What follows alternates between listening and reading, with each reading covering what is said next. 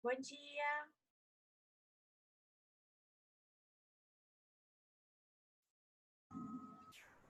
Oi, Bom pessoal. dia.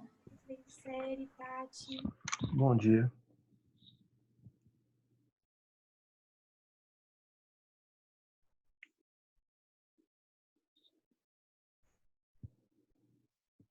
Nesse dia gelado.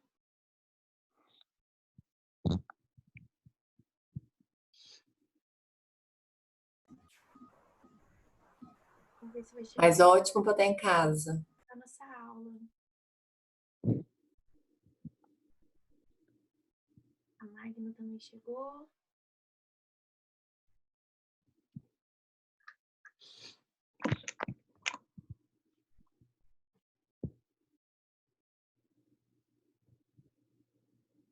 Bom, enquanto vocês vão chegando, deixa eu fazer um comentário a respeito das peças, né? As peças foram muito boas, a grande maioria das notas foram muito boas. Acho que com a manhã eu não tive nenhuma ocorrência, não. Com o pessoal da noite, teve uma turma minha que um grupo, né? Eu vou espirrar, gente. Ai, né? Um pouco mais. Áudio. E aí, o que que acontece, né? É mudo, frio, assim, muito frio, eu fico assim. Mas, vamos lá, vamos voltar. Eu tive uma intercorrência de um grupo que fez a petição nos termos do artigo 733 do Código de Processo Civil. Na verdade, dois grupos pegaram muito provavelmente, né? Imagino eu, que eles pegaram uma petição antiga do PC de execução sob pena de prisão e não observaram que ela estava desatualizada, né? Então, assim, ela era pelo antigo artigo 733. E tive também um caso de um aluno que, ao invés de fazer o cumprimento de sentença, fez uma outra ação. Mas, em geral, né, todos vocês foram muito bem, tá? Eu juntei o barema de correção em todas as peças que eu corrigi, né? Eu fui assinalando coisinhas que estavam erradas. Cumprimento de sentença, gente, não tem valor de causa, tá? Professora, mas na prática tem valor de causa? Na prática, gente, quando é distribuído para a Centrase, tá? Que é uma vara, né, especializada só em cumprimentos de sentença, que não acontece com os cumprimentos de sentença de alimentos, lá sim, porque na verdade lá você faz uma distribuição, né? Embora seja completamente estranho a redação do CPC, que resolveu dar celeridade e assim seria uma sequência do processo. Na prática, né, aqui pelo menos em Belo Horizonte, né, nós temos aqui a Centrase, que é uma vara especializada em cumprimento de sentença. Eu cheguei até a tecer algumas críticas, né, porque o que acontece? Nós temos em Belo Horizonte 35 varas cíveis. E aí seria muito mais lógico que os cumprimentos de sentença eles se processassem nos processos, né, de origem. Por quê? Porque assim você daria sequência, né, a um processo que já existe. Seria muito mais fácil do que você colocar todos os cumprimentos de sentenças cíveis em uma secretaria. Mas, enfim, a organização judiciária aqui em Belo Horizonte é dessa forma e algumas petições vieram trazendo, então, valor de causa, né? Foi um erro muito comum. Outro erro também comum é, excelentíssimo senhor juiz de direito, nós já falamos diversas vezes que nós não temos mais, né, a petição direcionada ao juiz e sim ao juízo. Outro erro também relativamente comum foi deixar de colocar os autos do processo. Pessoal, se é um protocolo, necessariamente eu tenho que dizer de qual processo que eu vou protocolar aquela petição, tá? Então, eu tinha que colocar autos do processo. Ah, professora, poderia ser distribuição por dependência? Não, porque não é um novo processo, é a sequência de um processo que já existe. Então, seria um protocolo. Em relação aos requerimentos, muitos, né, esqueceram de pedir para que houvesse a intimação, fizeram, na verdade, né, pediram a citação. Então, o requerimento era de intimação do executado para no prazo de 3 dias, né, pessoal do executado, para no prazo de 3 dias pagar, comprovar pagamento, né? Ou justificar a impossibilidade do pagamento sob pena de imposição da prisão e de protesto do pronunciamento judicial. Alguns de vocês esqueceram completamente o protesto, foi muito comum esse esquecimento, e outros se esqueceram dos outros 2 tipos de requerimento, das outras 2 possibilidades, pagar, justificar ou comprovar a impossibilidade. Alguns de vocês esqueceram isso. Mas, no geral, vocês foram muito bem, tá? No geral, fiquei muito satisfeita com o padrão das peças, as peças muito bem feitas, um errinho ou outro, que é normal. Muita gente acertou a planilha, quem errou, errou uma coisinha ou outra, coisa boba, tá? Mas, no geral, vocês foram muito bem. E hoje, nós vamos começar, então, a execução de título executivo extrajudicial de quantia certa, tá? A nossa prova está marcada aqui para o dia 26, né? O pessoal da manhã fará a prova no dia 26, terça-feira. Então, gente, na quinta, dia 21, nós faremos uma revisão, tá? Para a prova. Nós faremos uma revisão para a prova no dia 21. Ok? Bom, e aí, gente, então, na última aula nós falamos um pouquinho a respeito da execução das obrigações de fazer, fungíveis e infungíveis, de não fazer. Anteriormente nós já havíamos falado um pouquinho a respeito da execução para entrega de coisa, né? E eu falei para vocês o seguinte, gente, que aquelas execuções, elas são muito semelhantes ao que a gente já aprendeu de cumprimento de sentenças. Então, acaba que fica mais fácil da gente entender. Agora, a gente vai entrar numa matéria que é um pouquinho diferente do que a gente já estudou em sede de cumprimento de sentença, tá? A execução por quantia, ela é bem diferente daquilo, o procedimento é bem diferente daquele que nós estudamos no cumprimento de sentença. Mas é um procedimento tranquilo, tá? E agora também a gente já entra na parte de expropriação de bens. Então, a gente vai falar um pouquinho a respeito da questão da penhora, né, que inicia esse procedimento de expropriação, penhora, avaliação dos bens. Posteriormente, a gente fala de adjudicação da alienação, né, para a gente poder já ir caminhando mais para o fim da matéria. Mas nós ainda teremos muita coisa, tá? A nossa matéria é grande, eu já havia falado para vocês, mas é uma matéria muito prática. Então, é uma matéria que a gente consegue aí, né, no caso, levar de forma bem tranquila, tá? E aí, gente, quem tá com o meu material escrito, né, quiser acompanhar a aula pelo material que eu disponibilizei para vocês, eu postei ontem para vocês no SF Web, eu acho que é uma boa ideia, tá? Primeira coisa que eu coloco para vocês no material, gente, é um desafio, perguntando quais são as formas de expropriação que nós temos, né, em relação aos bens do executado. E essa resposta, inclusive, eu já venho adiantando com vocês desde o início do semestre, quando eu comecei a falar a respeito da questão da expropriação dos bens. Então, nós temos a possibilidade da adjudicação de bens, que é quando o exequente aceita ficar com o bem do executado em pagamento da dívida.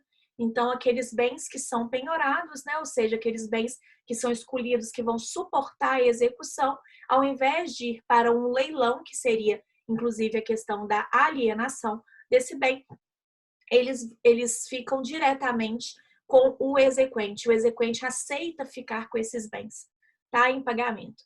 Para o executado é uma excelente alternativa, tá, porque você tem a garantia de que aquele bem ele vai ser adquirido pelo valor de avaliação. Para o exequente, às vezes é bom, às vezes não, tá?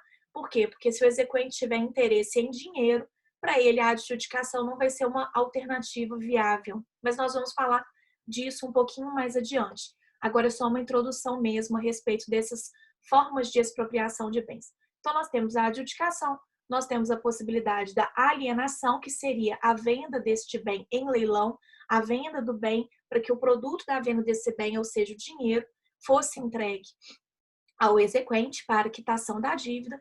E nós temos também a possibilidade, gente, de apropriação de frutos ou rendimentos dos bens, tá? Inclusive relativos a empresas, estabelecimentos e outros bens. Nós vamos falar disso um pouquinho mais adiante, a gente fala de cada uma dessas alternativas, ok? mas inicialmente é necessário que vocês saibam que existem essas formas de expropriação. Mais um pouquinho adiante a gente aprofunda em cada uma delas e aí eu prometo explicar direitinho para vocês cada uma, né, dessas especificidades, tá? Relativas a cada instituto, a cada uma dessas formas de expropriação. E aí, gente, nós temos então finalmente a execução por quantia, né? E aí, iniciando a matéria, eu exatamente coloco para vocês as formas de expropriação, né? E coloco para vocês uma informação muito importante que muitos de vocês acabam errando, porque se lembram do instituto lá que vocês estudaram, lá no direito civil, tá? Da remissão com 2 S's. Pessoal, vocês lembram o que é remissão com 2 S's? Perdoar a dívida? Vocês estudaram lá no direito das obrigações? Bom dia, Jojo. Vocês se lembram, queridos? O que é remissão com 2 S's? Perdoar a dívida, Roberto? Alguém? Quem lembra, gente? Exatamente, tá? A Lucélia nos respondeu. A Lucélia hoje está fazendo uma participação especial na nossa aula. Ela é aluna da noite, mas está fazendo uma participação especial na nossa aula, assistindo nossa aula agora de manhã, né? E é isso, gente. Remissão com 2 S's é perdoar a dívida, tá? É diferente da remissão com C cedilha, que a gente vai falar bastante, né, agora na execução. Remissão com C cedilha, gente, é pagar a dívida. Então, tome muito cuidado, tá? Quem tiver aí com o caderno à mão, anotem essa diferença. Remissão com 2 S's é perdoar a dívida. Vem lá do direito das obrigações. Remissão com C cedilha, gente, é pagar a dívida, tá? São institutos diferentes. Quando a gente fala de remitir, a gente está falando de perdoar. Então, é remissão com 2 S's. Quando a gente fala de remir, a gente está falando de uma remissão com C cedilha, ou seja, pagar a dívida. Até qual momento que o executado ele pode remir a dívida? Ele pode pagar a dívida. Até qual momento que é possível que haja essa remissão com C cedilha? Até que haja a assinatura do auto de adjudicação ou de arrematação do bem, tá?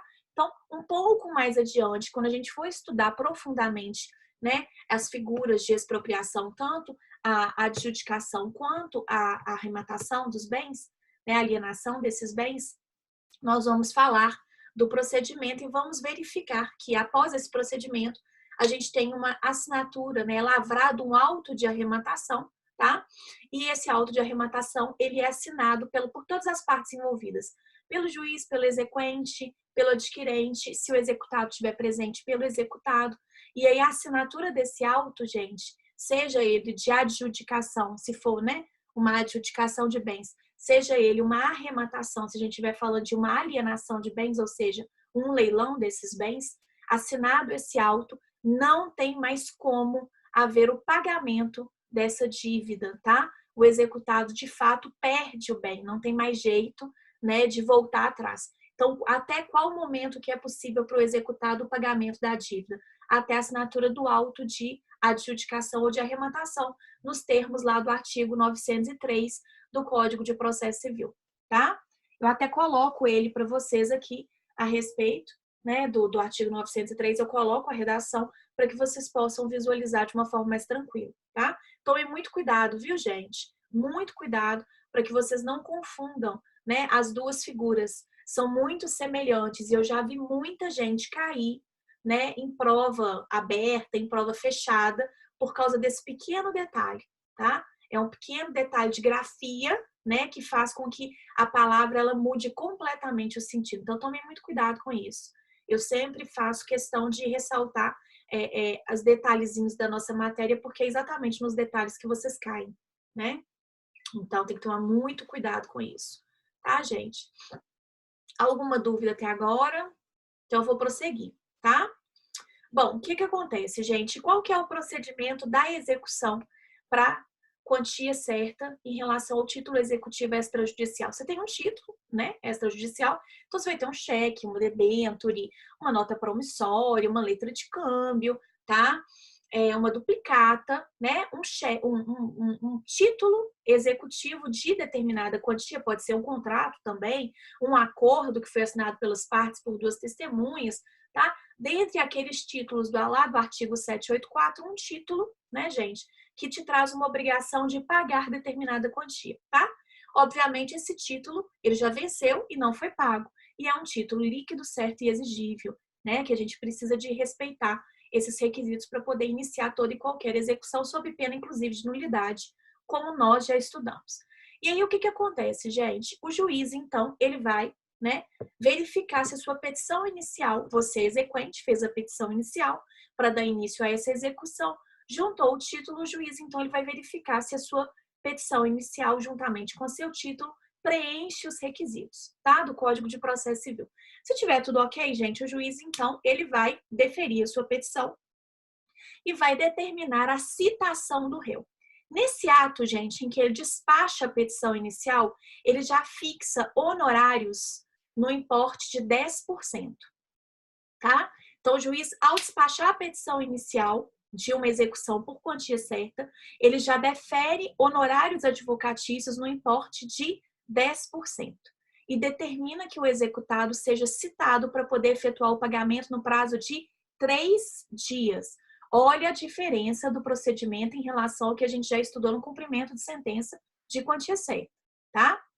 Aqui tem a citação do executado para efetuar o pagamento no prazo de 3 dias e o juiz já fixa honorários no importe de 10%. Se houver o pagamento, gente, integral por parte do executado nesse prazo de 3 dias, os honorários eles serão reduzidos a 50%, tá? Eles terão uma redução de 50%. Então, se era 10% que o juiz tinha fixado, gente, preliminarmente, para quanto que vão esses honorários? Qual que é a porcentagem que ele vai, né? Vai ser cobrado mesmo, tá? Se houver o pagamento no prazo de 3 dias.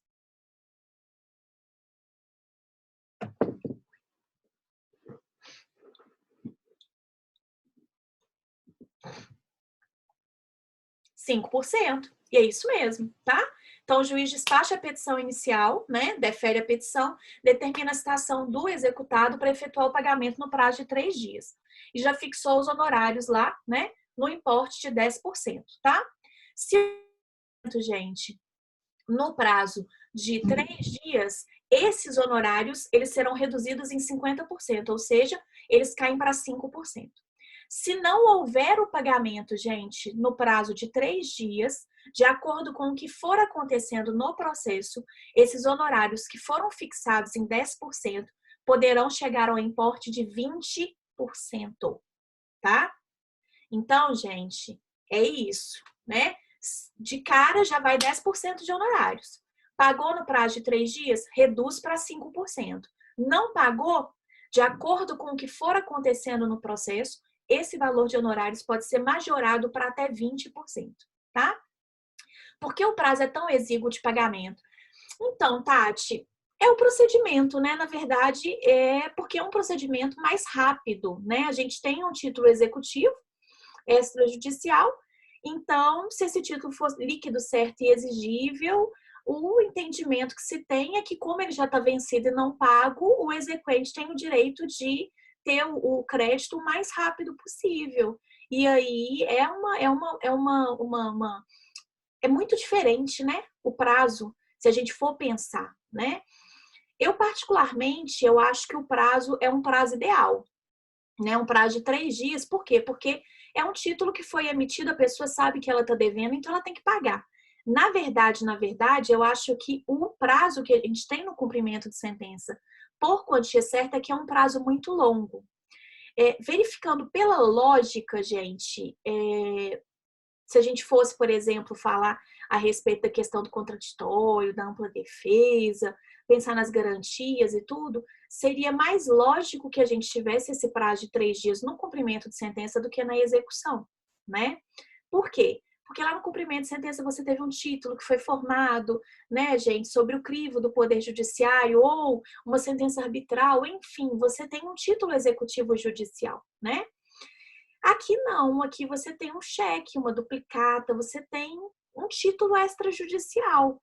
E aqui você tem um pagamento, assim, que se a gente for pensar, o procedimento ele é bem mais célere do que de um título executivo judicial, né? Do que de um cumprimento de sentença. Eu particularmente acho que os dois procedimentos deveriam seguir basicamente, né, a mesma ordem. Então, assim, se a gente estivesse falando de cumprimento de sentença, pensando pela lógica, eu acho que lá também deveria ser 3 dias, sabe? Eu acho que o prazo de 3 dias é um prazo bem razoável, porque você está sabendo que você está devendo, você tem que pagar, né? E a execução, a natureza jurídica dela é exatamente a satisfação do direito do credor. Então, não tem por que a gente ficar enrolando muito, né? Mas o procedimento, ele é bem diferente, tá? É longo, né? Por que dessa diferença? Gente, basicamente, olha, eu vou falar para vocês que o legislador ele teve a oportunidade de simplificar esse procedimento, né? De colocar ambos os procedimentos, tanto de cumprimento de sentença quanto de execução, com o mesmo prazo. Se a gente for pensar no que a gente já estudou, procedimento de cumprimento de sentença, de execução, de entrega de coisa, de obrigação de fazer e de não fazer, são procedimentos muito semelhantes, né, gente? A gente ainda vai estudar execução contra a fazenda pública, execução de alimentos, e vocês vão ver que eles são extremamente semelhantes ao que a gente já estudou no cumprimento de sentença. A quantia é completamente diferente o procedimento, né? E aí eu acho que o legislador ele teve a chance de simplificar esse procedimento, colocando ambos, né, ali de forma bem próximas, tá? Com prazos próximos, enfim, de fazer essa reforma para que ambos ficassem com procedimentos semelhantes, e ele perdeu essa chance. Se a gente for pensar, gente, vale muito mais a pena a gente ter um título executivo extrajudicial do que a gente ter um título executivo judicial em termos de execução, né? O cumprimento de sentença de um título executivo judicial de quantia, ele é muito mais longo, tá? Do que a execução de um título executivo extrajudicial de quantia, né? É muito mais longo o procedimento. Vamos relembrar um pouquinho, porque é bom que a gente já faz uma certa revisão para a prova.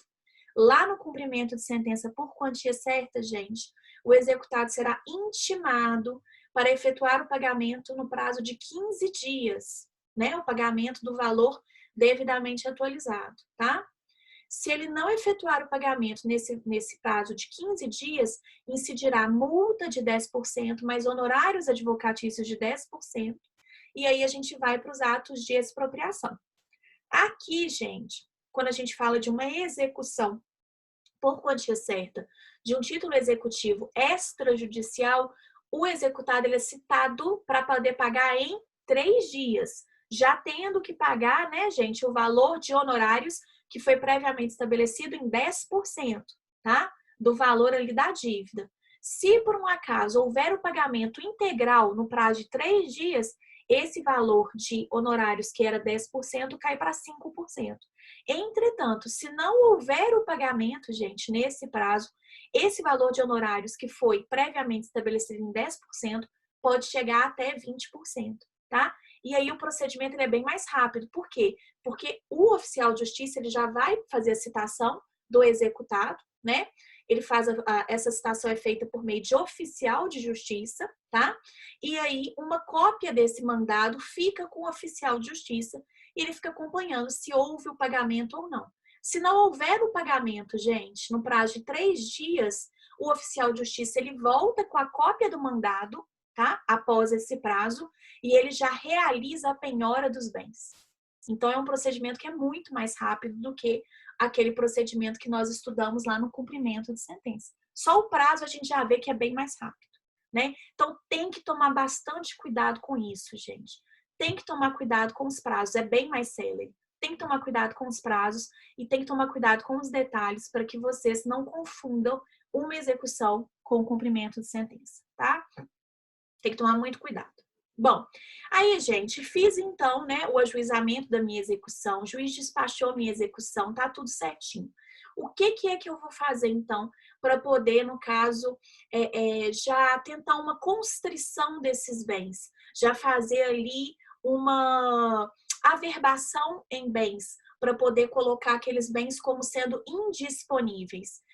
Ao fazer a execução, gente, ao propor essa execução, o exequente ele tem direito de requerer ao juiz uma certidão comprobatória do ajuizamento dessa execução. O que é essa certidão comprobatória, gente? O juiz ele vai emitir um documento, né? É uma certidão, dizendo que no dia tal foi proposta a execução foi devidamente admitida, preenche todos os requisitos, está em trâmite, por exemplo, perante a 30ª Vara Civil da Comarca de Belo Horizonte. O exequente vai pegar essa certidão, vai nos cartórios para poder fazer a averbação de que existe essa execução em cima dos bens do executado. Por que é que ele vai fazer essa averbação, gente? Para poder evitar com que haja qualquer tipo de fraude futura. Para poder evitar, gente, com que esses bens sejam vendidos, com que esses bens sejam transferidos. Então, para poder dar conhecimento, inclusive a terceiros, de que existe uma ação de execução em face daquele executado, tá? E aí, se a pessoa, por exemplo, quiser comprar o bem, ela está comprando sabendo que existe uma execução em trâmite e que aquele bem ali, gente, ele pode ser sim, né? No caso, ele já tem uma constrição e que pode haver, inclusive, a perda daquele bem, tá? Então, é exatamente para você dar conhecimento a terceiros da existência daquela execução e para você já começar a fazer uma separação de bens que irão suportar a execução, tá? Então, eu peço essa certidão para o juiz, é o exequente, faço o requerimento para o juiz emite essa certidão, eu vou nos cartórios e faço ali a averbação a respeito da existência dessa execução, tá? E aí, o que acontece, gente? Fiz as averbações. No prazo de 10 dias, o exequente tem que se manifestar, comprovando para o juiz quais foram as averbações que foram feitas. Olha, excelência, eu fiz a averbação nesse sítio, nessa casa de praia, nesse carro. Eu fiz a averbação, então, referente ao ajuizamento, né, dessa ação de execução nesses bens. Aí, gente, o juiz, ele vai verificar, então, se essas averbações que foram feitas, que constituem já uma penhora dos bens, ou seja, a escolha daqueles bens, né, que vão suportar a execução, se ela não é excessiva. Uai, professora, eu não posso, tipo assim, a pessoa está me devendo 5 mil reais. Eu não posso penhorar assim, uns 10 mil para poder ficar como garantia? Não, né? Vai que algum bem dá ruim. Não, não pode, gente, tá? Então, se por um acaso você tiver feito averbações, né, em bens superiores ao valor da dívida, o juiz vai determinar que haja o cancelamento dessas averbações, tá? Então, ficarão lá, né, continuarão penhorados os bens apenas que sejam suficientes para poder garantir a execução, tá? Tudo que for a mais, as averbações que forem feitas a mais nesses bens, elas serão canceladas. Por quê? Porque você não precisa de ter nada a mais. É só aquilo que for suficiente. Lembrem-se dos princípios que nós estudamos, né?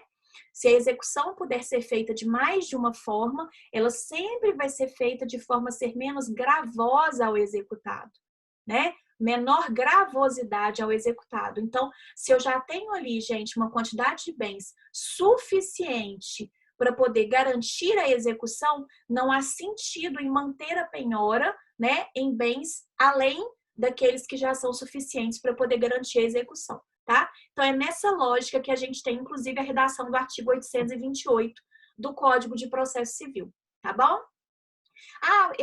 Professora, e se por um acaso o exequente ele não cancelar essas averbações que foram feitas? O juiz vai determinar que haja o cancelamento de ofício. Bom dia, Luiz.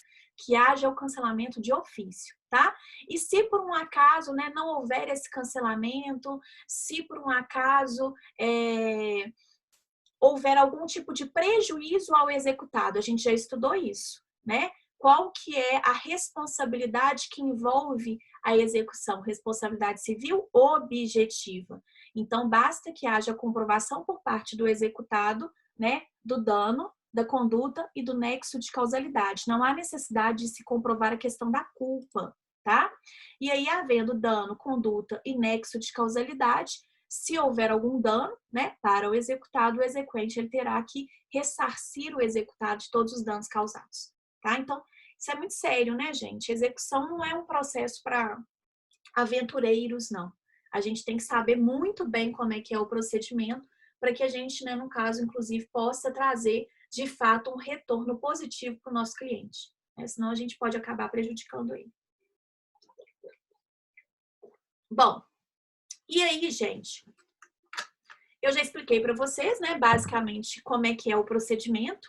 O oficial de justiça, ele vai até o local em que está determinada ali a citação do executado, para poder fazer essa citação dele, né? Desse mandado de citação também já vai haver a ordem de penhora e avaliação dos bens a ser cumprida, né? Se não houver o pagamento no prazo de 3 dias, tá? Então, o executado ele já fica ciente que se não houver o pagamento no prazo de 3 dias, serão penhorados tanto os bens quanto os bastem para garantia da execução, tá? E aí, gente, como que é que o oficial de justiça ele vai fazer essa penhora de bens?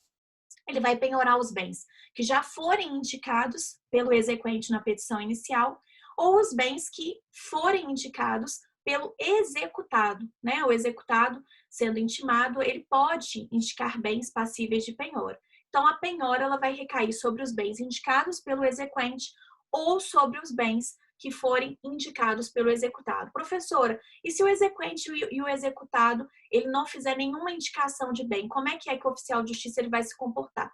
O oficial de justiça ele vai até o local e vai verificar algum bem que seja passível de penhora, gente. Né? O oficial de justiça, inclusive, a gente vai estudar um pouquinho mais adiante, né? O oficial de justiça ligado à execução, ele é o oficial de justiça avaliador. Então, em regra, é o próprio oficial de justiça que faz a avaliação dos bens, para poder, né, no caso, saber, não, esse bem aqui, essa televisão, está avaliada em tantos reais.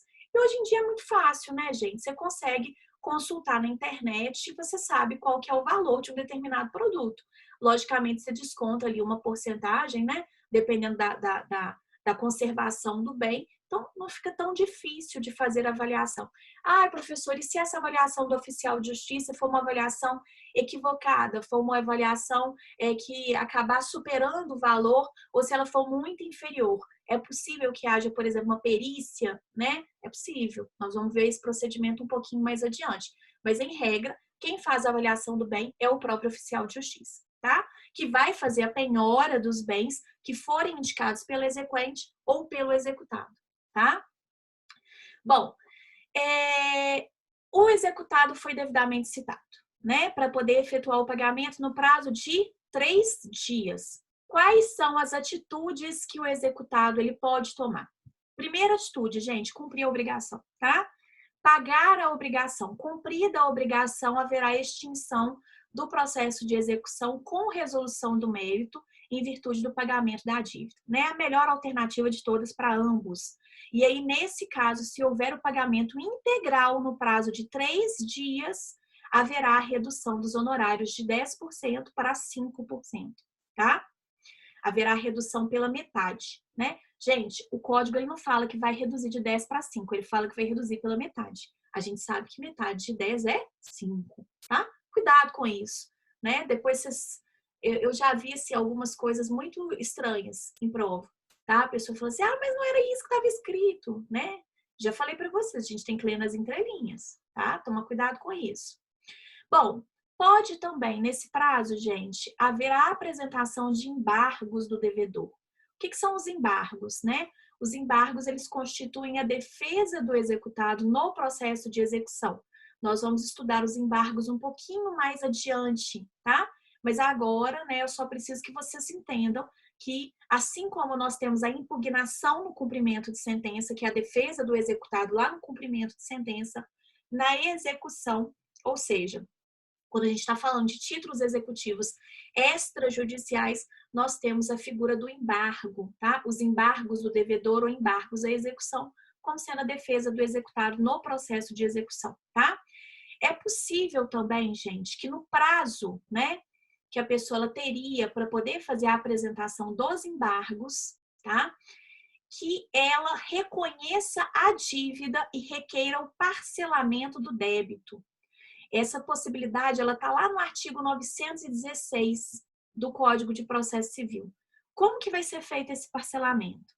O executado, então, ele reconhece, né, a dívida, ele já dá uma entrada de 30% dessa dívida e parcela o restante em 6 vezes.